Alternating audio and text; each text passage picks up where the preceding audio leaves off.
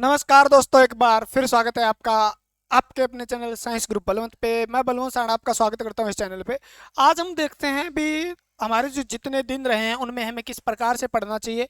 और एक जो बार बार आपका कमेंट या मैसेज आ रहे थे व्हाट्सएप पे भी, सर पोस्ट प्रेफरेंस कौन सी भरें या कौन सा बेस्ट रहेगा, ठीक है ना, और रणनीति क्या करें ताकि हमारा सिलेक्शन हो सके। क्योंकि जैसा कि एचएसएससी ने कहा है 40% और 50% वाला फंडा है, उसको लेकर फंस गए हैं। भी टेक्निकल 70% सिलेबस आएगा और 30% अलग आएगा, जिसका हमें कोई खास अंदाजा भी नहीं है क्या देंगे, क्योंकि पूरा का पूरा एक खिचड़ी बना के दे रखा है। तो इसके अंदर हमें मैक्सिमम नंबर किस प्रकार से लिए जा सकते हैं, मैं आपको ऐसी बात बताऊंगा।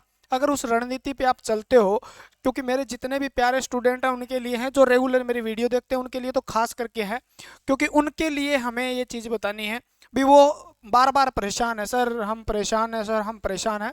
तो उनके लिए हम कुछ, आपके लिए मैं दो बातें लेके आया हूं जो आप वीडियो देख के आराम से समझ सकते हो भी हमें क्या करना चाहिए, हमने क्या कर लिया है और क्या आगे हम करें तो हमारा सिलेक्शन हो सकता है। नहीं तो फिर 50% वाला भी फंडा फंस जाता है। वहां से अगर नंबर कम आ गए तो हम एलिजिबल ही नहीं रहेंगे, पोस्ट खाली भी रह सकती है, ठीक है। तो टेक्निकल सिलेबस इतना वाइड है, आपको पता भी है, इतना आसान नहीं है इलेक्ट्रिकल थ्योरी का।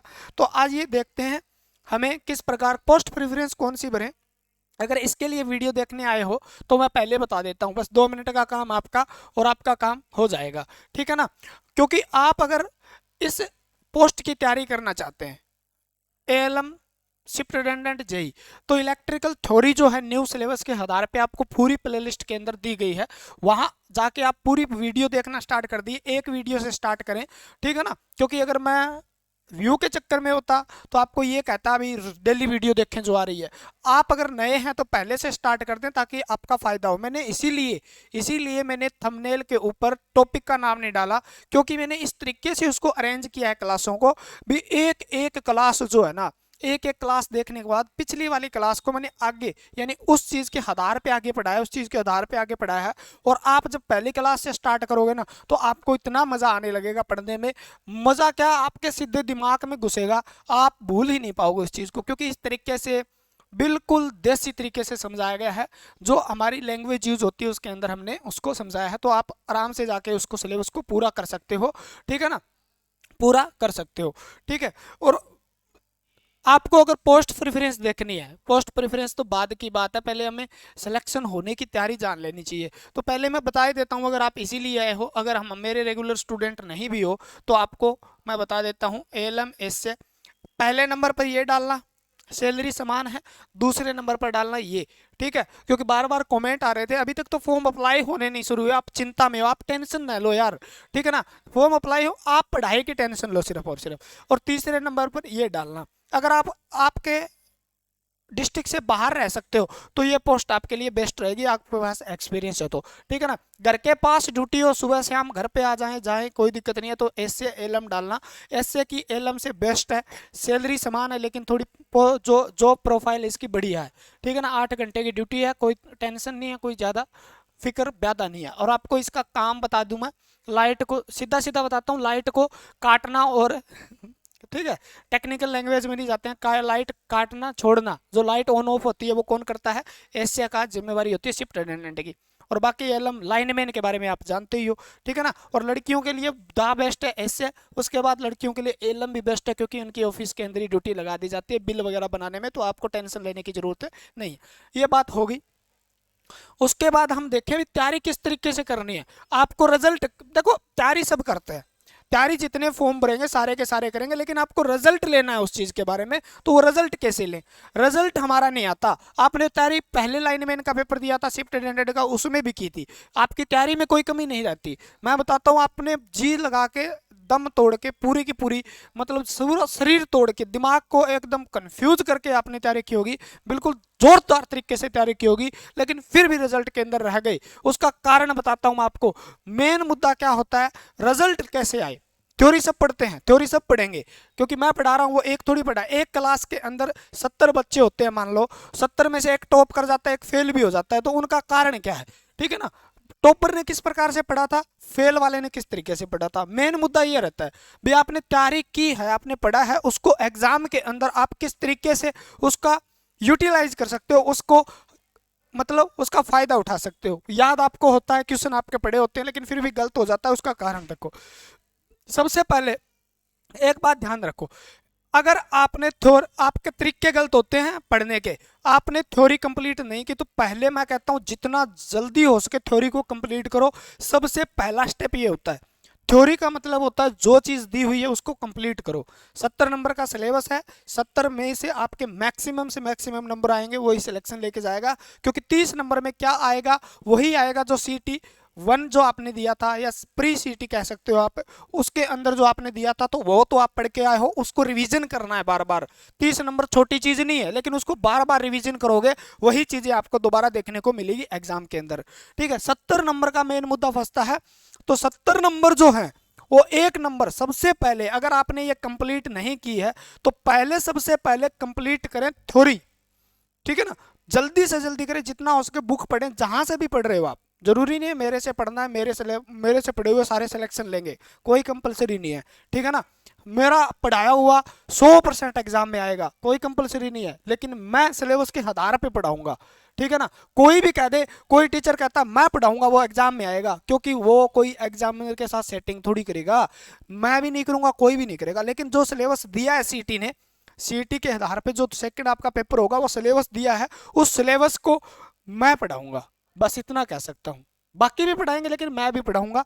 और जितने भी हैं, यहाँ से मेन मुद्दा है भी आपको समझ में आना चाहिए। थ्योरी आपको समझ में आ गई, आपको कोई दिक्कत नहीं आएगी, क्योंकि क्वेश्चन वहां से ही आएंगे मैक्सिमम।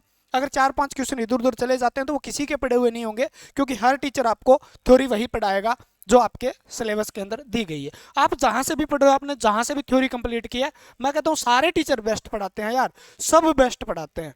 99% टीचर जो हैं अपना 100% देने की कोशिश करते हैं। ठीक है, पढ़ाते हैं, बाकी मुद्दा होता है समझने का। अपने में सारे बेस्ट होते हैं, सारे बेस्ट पढ़ाते हैं, मैं भी अपनी तरफ से पूरी कोशिश कर रहा हूँ बेस्ट से बेस्ट आपको पढ़ाया जाए।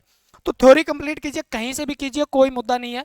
अगर आप मेरी थ्योरी आपको समझ में आती है, मैंने जो पढ़ाया है वो समझ में आता है, तो आप कमेंट करके भी बता सकते हैं भी आसान हुआ या नहीं हुआ। लगता है कि आप इलेक्ट्रिकल पढ़ रहे हो, ठीक है ना, इतना आसान उसको हमने बना दिया। थ्योरी कंप्लीट करें। दूसरी बात, थ्योरी कंप्लीट करने के बाद थ्योरी को अलग अलग तरीके से भी पढ़ा जा सकता है। देखो मॉड्यूल, सबसे पहले आप एक चैप्टर याद रखें, बेसिक इलेक्ट्रिसिटी, जो आपका शुरू में होता है, रेजिस्टेंस क्या होता है, करंट क्या होता है, आवेश क्या है, पीडी क्या है, वोल्टेज क्या है, टर्मिनल वोल्टेज क्या है, ईएमएफ क्या है, इन चीज़ों के बारे में आप क्लियर होने चाहिए। मैग्नेटिज्म क्या है। उसके बाद आप जब दूसरा मॉड्यूल पढ़ोगे, उसके अंदर अलग चीज़ें दी गई है जो पहले मॉड्यूल के आधार पे, अगर वो चीज़ नहीं आती तो दूसरा मॉड्यूल आपके दिमाग के ऊपर से जाएगा। ठीक है, तो सबसे पहले वो कवर करें। ठीक है, पहले ट्रांसफॉर्मर में ना घुसे, पहले मोटरों में ना घुसे, पहले इलेक्ट्रॉनिक्स में ना घुसे, पहले पावर सिस्टम में ना घुसे, ठीक है ना, वाइंडिंग में ना घुसे, वायरिंग में ना घुसे, पहले वो चीज़ें क्लियर करें जो जड़ है। ठीक है ना, और वो मैंने सारी की सारी करवा रखी है। आप पहली क्लास से देखना स्टार्ट करोगे तो जो आपका वो सिलेबस है ना, उसके आधार पे बाकी का 75% सिलेबस होगा। यानी जो 25% सिलेबस आता है तो 75% आगे आएगा, अगर वो नहीं आता तो फिर आपको आगे वाला समझ में नहीं आएगा। आपको पता ही नहीं है फ्लक्स क्या है, तो आपको मैग्नेटिज्म नहीं पढ़ा आपने, एमएमएफ क्या है आपको पता नहीं है, प्रेरण क्या होता है, इंडक्शन क्या होता है पता नहीं है, तो आपके दिमाग के ऊपर से जाएगी बाकी चीज़ें। तो वो चीज़ें पहले कहीं से भी पढ़ रहे हो आप, मैं नहीं कहता हूँ मेरे से, कहीं से भी पढ़ रहे हो आप कवर करें। मैं कहता हूँ आपको सिलेक्शन किस तरीके से लेना है, इस चीज़ पे हम बात कर रहे हैं, तो ध्यान रहे इस बात का, कंप्लीट करें। ठीक है ना, ये कंप्लीट होने के बाद आप जितने ज़्यादा एमसीक्यू लगाओगे, प्रीवियस ईयर क्वेश्चन लगाओगे, इस थ्योरी को इसी आधार पे पढ़ना है भी हमें प्रीवियस ईयर के अंदर जो अन्य स्टेट के अंदर किस प्रकार के क्वेश्चन पूछे गए हैं, किस प्रकार के क्वेश्चन पूछे गए हैं, उस क्वेश्चन के आधार पे ही क्वेश्चन पूछे जाएंगे। ऐसा नहीं है भी आपको इतना डीप दे दिया जाएगा, बीटेक एमटेक वालों के लिए जो सिलेबस होता है वो आपसे पूछ लिया जाएगा, ऐसा कुछ नहीं है। यानी बाकी जो स्टेट पूछते हैं, क्योंकि एनटीए पेपर लेगी, सुना जा रहा है एनटीए लेगी, तो एनटीए एक सेंट्रल लेवल की एजेंसी है जो क्या करेगी, वही क्वेश्चन को कॉपी पेस्ट करने की कोशिश करेंगी। तो प्रीवियस ईयर क्वेश्चन एक भी न छोड़े। ठीक है, एमसीक्यू, ठीक है, क्योंकि खदरी साहब ने कहा है पेपर एनटीए लेगी, याद रखना इंटरव्यू के अंदर, उसके आधार पे मैं कह रहा हूं। ठीक है ना, एमसीक्यू यानी ज्यादा से ज्यादा मल्टीपल चॉइस क्वेश्चन लगाने की कोशिश करें, ठीक है। और इनको लगाने का भी एक तरीका होता है, ऐसे नहीं है आपने सर्वप्रथम क्या करना स्टार्ट कर दिया, एमसीक्यू लगा रहे हो, रैंडम लगा रहे हो, एक ट्रांसफार्मर का आ गया, एक मोटर का आ गया, एक 3 फेज मोटर का, एक सिंगल फेज मोटर का, इंडक्शन मोटर का, एक डीसी का, एक इलेक्ट्रॉनिक्स का, तो इसके अंदर आपको क्या होगा, कंफ्यूजन पैदा होगा। सबसे पहले क्या करें, थ्योरी आपने कंप्लीट कर ली तो एक चैप्टर जो है चैप्टर वाइज या आप कह सकते हो टॉपिक वाइज, पहले क्या होगा, टॉपिक वाइज जो बुक आपको मिलती है उसके अंदर से आपने जो थ्योरी पढ़ी है उसके टॉपिक के आप क्वेश्चन लगाएं, ठीक है ना। प्रीवियस ईयर क्वेश्चन आपको मार्केट में बहुत बुक है, किसी भी कोई भी ले सकते हो आप, वो क्वेश्चन लगाएं, उससे आपके डाउट क्लियर होंगे। हमने थ्योरी पढ़ी है वो क्या रियल में आएगी, ये दिमाग से एक कंफ्यूजन दूर होगा। अभी पेपर में क्या आएगा, थ्योरी तो इतनी बड़ी हो जाएगी, पेपर में क्या आएगा, उनसे क्या निकलेगा, ये चीजें कवर करें, टॉपिक में क्या आएगा। दूसरी बात, उसके बाद जितने ज्यादा हो सके उस टॉपिक से रिलेटेड, सबसे पहले टॉपिक से रिलेटेड एमसीक्यू करें। यानी एक ट्रांसफॉर्मर के आप क्वेश्चन पढ़ते हो तो उसके 200-300 क्वेश्चन जो पूछे गए हैं वो कवर करें, पहले एमसीक्यू कवर करें। उसके बाद क्या होगा, पीवाईक्यू दोनों कवर करें। उसके बाद जब ये आप कर लेते हो तो उसके बाद आप अपना टेस्ट लगाना शुरू करें। क्या करें, टेस्ट लगाना शुरू करें, ठीक है ना। भाई अब रैंडम क्वेश्चन करें, भाई किस प्रकार से हैं, अभी सारे टॉपिक से क्वेश्चन हो, जिसके अंदर 70 क्वेश्चन जिसके अंदर इलेक्ट्रिकल के हो, इस प्रकार से टॉपिक तैयार करें ताकि आपका क्या हो, अब आपको यहां से पता चलेगा इससे भी आप कितने पानी में हो। ये करने के बाद ये करें, नहीं तो आपके यहां से नंबर आएंगे 30, 35, 40, आप फिर हो जाओगे डिमोटिवेट। पहले ये ना करें, ठीक है ना। एमसीक्यू ज्यादा पीवाईक्यू ज्यादा थ्योरी करें, समझ में आई बात। यानी पहला स्टेप अपना थ्योरी, थ्योरी के टॉपिक वाइज फिर एमसीक्यू, दूसरा टॉपिक अपना, दूसरा जो होगा टॉपिक के एमसीक्यू, ठीक है ना। एमसीक्यू कह दो या पीवाईक्यू या प्रीवियस ईयर क्वेश्चन है उससे रिलेटेड ये क्वेश्चन भी कर लें, साथ में कवर हो जाएगा। तीसरी बात, उसके बाद आप रैंडम क्वेश्चन लगाएं। क्या लगाएं आप, मतलब मिक्स मसाला, ठीक है ना, मिक्स क्वेश्चन लगाएं, ठीक है। और उसके साथ साथ आपको क्या करना पड़ेगा, उसके बाद आप टेस्ट पर फोकस करें। क्या करें, टेस्ट पर फोकस करें।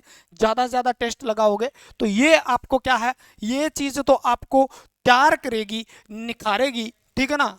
जिस तरीके से दूल्हा फेरे से पहले या दुल्हन को फेरा होने से पहले क्या कहो, इतना जबरदस्त शादी में सजाया जाता है, ठीक है ना। और ये फिर बाकी का रिजल्ट देगी। यानी सिलेक्शन यहां से होगा, जितनी ज्यादा प्रैक्टिस करोगे सिलेक्शन ये लेगा। अगर किसी ने थ्योरी पढ़ी है, थ्योरी पढ़ते रहना, 10 साल पढ़ लो, फिर भी सिलेक्शन होने के चांसेस नहीं है। सिलेक्शन जब होंगे जब ये क्लियर होकर उसके बाद आप जब ये चीजें करोगे तब। अगर आप ये करते हो सिलेक्शन के फिर भी चांसेस नहीं है, ठीक है ना। ये जरूरी है, ये तो मेन मुद्दा है। ये करने के बाद ये करोगे तो सिलेक्शन हो जाएगा। यानी मैक्सिमम से मैक्सिमम प्रैक्टिस जो है वो क्या करती है, सफलता दिलाती है। यानी सफलता, क्योंकि यहाँ से जो क्वेश्चन गलत होने की संभावना है वो निकल के आएगी। तो मेन मुद्दा समझ में आया आपको। यानी ये चीज करने के बाद ये धीरे धीरे आप अपना टाइम टेबल बना ले, जिस हिसाब से ये अपना कंप्लीट हो जाए, ठीक है ना। और अगर आप थ्योरी करना चाहते हो तो प्लेलिस्ट में है, उनको 2, 3, 4 जितनी वीडियो हो सके जल्दी से जल्दी निपटा डालो भाई, निपटा डालो। 10 तारीख से पहले आप थ्योरी कंप्लीट कर लेंगे। उसके बाद ये इसका आप रेल बनाएंगे, फिर इसकी रेल बनाएंगे। उसके बाद इस मिक्स मसाले को, मिक्स वेज को हम क्या करेंगे, इस खिचड़ी से क्वेश्चन निकालेंगे, किस प्रकार के क्वेश्चन निकलते हैं, ठीक है ना। और आप अपना काम इसके साथ बाद में ये करना, ताकि आपके अंदर निखार आए, इतना जबरदस्त तरीके से आप तैयार हो जाओ। उसके बाद आपका सिलेक्शन ना हो तो कहना सर हमने इस तरीके से मेहनत की थी लेकिन हमारा सिलेक्शन नहीं हुआ, हो ही नहीं सकता। अगर आप रियल में आप मेहनत करते हो, एक तो आपको धक्के से बैठाया गया मान लो, तो आप सिलेक्शन होने के चांसेस कम है। एक आप में लगन है, मुझे नौकरी लगना है, ठीक है ना, मुझे पेपर को क्लियर करना है, उसको क्रैक करना है, मुझे क्वालिफाई नहीं चाहिए, मुझे मैक्सिमम मार्क चाहिए, ठीक है ना। इस मुद्दे को लेकर दिमाग में बैठाओगे तब सिलेक्शन होगा। क्योंकि नंबर यहाँ पर आपको भी पता होगा, 80 नंबर भी सीटी में आए हैं और सीटी 38 नंबर भी नहीं आए। 10 लाख बंदों के अंदर जितने बंदों ने पेपर दिया 3,57,000 क्वालिफाई हुए हैं। तो पेपर तैयारी तो उन्होंने भी की थी, ठीक है ना, लेकिन उन्होंने तैयारी जरूर की थी लेकिन उन्होंने प्रैक्टिस नहीं की थी। इस तरीके से प्रैक्टिस भी की थी लेकिन तरीका हो सकता है गलत, क्योंकि जिस हिसाब से वो तैयारी कर रहे थे, आपकी गलती नहीं है, क्योंकि सिलेबस पेपर में पता चला था, पेपर वाले दिन पहला पेपर हो गया तब पता चला था ये मैथ आ गया, ये रीजनिंग आ गई, यानी सिलेबस ही बदल दिया था। तो इस तरीके से तैयार हो जाना है अपने को भी, किस कोई प्रकार का पेपर आए, कितना भी टफ पेपर आए, हम उसको छोड़ेंगे नहीं, तोड़ देंगे। जब तक तोड़ेंगे नहीं तब तक छोड़ेंगे नहीं, ठीक है ना। तो लगे रहिए इस प्रकार से। प्रेफरेंस वाला तो कोई दिक्कत नहीं, हो जाएगा, जब एग्जाम होंगे, फॉर्म अप्लाई होने होंगे, शुरू बता देंगे, ठीक है ना। जो एग्जाम डेट दिए उसके हिसाब से आपको क्या करना पड़ेगा, अपनी एक स्ट्रेटजी बनाए, यानी एक रणनीति बनाए कि हमें इतने दिनों में थ्योरी कंप्लीट करनी है, इतने दिनों में हमें सारे के सारे टॉपिक वाइज एमसीक्यू खत्म करने हैं, पीवाईक्यू खत्म करने हैं। उसके बाद हमें 15 दिन आप बचा के रखें, पेपर के 15 दिन आप बचा के रखें, क्योंकि वो 15 दिन फिर सारे की सारी किताब में एक साइड में अपने नोट्स और सिर्फ प्रैक्टिस, नोट्स और सिर्फ प्रैक्टिस, 15 दिन का वो मेहनत आपकी दिन रात की आपको सिलेक्शन दिला देगी। ये मेरा दावा रहा। अगर इस तरीके से आपने पढ़ लिया तो सिलेक्शन 100% होगा। इसीलिए वीडियो बनाइए, क्योंकि बार बार कम से कम 200-250 मैसेज तो कम से कम आ गए होंगे भी, सर ये बताओ हम किस तरीके से पढ़ें, हम कंफ्यूज हैं इस तरीके से। तो मैंने सोचा आपको बता दिया जाए। तो आप प्यारे प्यारे बच्चे हो, हमसे पढ़ते हो, और हमारे पढ़ने वाले बच्चे हैं जो हमसे पढ़ते हैं, उनके लिए ये खास वीडियो है, क्योंकि वो टाइम टाइम पे डीमोटिवेट हो जाते हैं भी, हमें क्या होगा, अब क्या होगा क्या होगा, क्योंकि HSSC के नोटिफिकेशन इस तरीके से आते हैं, बच्चे परेशान हो जाते हैं। तो आग लगा देनी, अब की बार सबसे ज़्यादा सिलेक्शन लेके आएंगे आप, HSSC के हलक से खींच के सिलेक्शन लेके आएंगे। पढ़ते रहिए और मुस्कुराते रहिए। बोले जी मुस्कुराना तो भूल गए हैं, इतना सिस्टम हो गया, थ्योरी हो गई, जिसको सोचा ही नहीं था वो हो गया। तो हमें क्या करना है, इस तरीके से पढ़ना है, और इस तरीके से हम क्या करने हैं, सेटअप करना है, जिस तरीके से हमें क्या हो, सिलेक्शन हो, ठीक है, ध्यान से रहे। फिर मैं एक बात और बता देता हूं, अपनी सेल्फ स्टडी ज़्यादा से ज़्यादा करने की कोशिश करें। सेल्फ स्टडी ही बेस्ट है, सबसे बेस्ट है। लेकिन ये थ्योरी है, इसको पढ़ना पड़ेगा। बाकी 30 नंबर के लिए आप, बाकी 30 नंबर के लिए कहीं इधर उधर न भटके। मैं ये कहूँगा, जो आपने पीछे पढ़ा है, जो आपने पीछे पढ़ा है, उसको बार बार रिवीजन करें, बार बार, और थ्योरी पे ज़्यादा ध्यान दें। सिलेक्शन क्योंकि थ्योरी ही दिलाएगी। ये नंबर जो हैं ये आपके पक्के हैं। अगर आपने इनको बार बार रिवीजन मार लिया, इनका बार बार रिवीजन कर लिया, तो वही सिलेबस है जो पीछे वाले आपने पढ़ा था, उसको रिवाइज करना है, वो अपने आप क्या होगा, याद हो जाएगा, ठीक है ना। क्योंकि याद तो आपने किया, हरियाणा जीके वगैरह, मैथ वगैरह, नॉर्मल चीज़ें आपने जो कर रखी है वही है। 70 नंबर का मेन मुद्दा है। बाकी हम सिलेबस के आधार पे 70 नंबर को, इसमें से ज़्यादा ज़्यादा नंबर लेने की कोशिश करें, ताकि आपका सिलेक्शन हो सके, ठीक है ना। तो आज के लिए इतना। वीडियो कैसे लगी ये बताएं, कमेंट जरूर करें। जितने भी बच्चे पढ़ने वाले हैं वो एक बार कमेंट करके जरूर बताएं भी किस तरीके से आपकी तैयारी चल रही है, और किस तरीके से आप तैयार हो इस पेपर के लिए, ठीक है ना। लगता कितना लगता है आपको भी सिलेक्शन हो जाएगा, कितना % आपको लगता है सिलेक्शन हो जाएगा, कमेंट करके जरूर बताएं, ठीक है ना। आज के लिए फिर इतना ही। जय हिंद, जय भारत। मिलते हैं अगली वीडियो के साथ। भगवान आपका भला करे, जल्द से जल्द पढ़ने वाले सभी बच्चों को सिलेक्शन दे। सारे जितने वाले पढ़ने वाले हैं, इतनी बड़ी वैकेंसी है, सारे के सारे सेट हो जाएंगे, ठीक है ना। जय हिंद।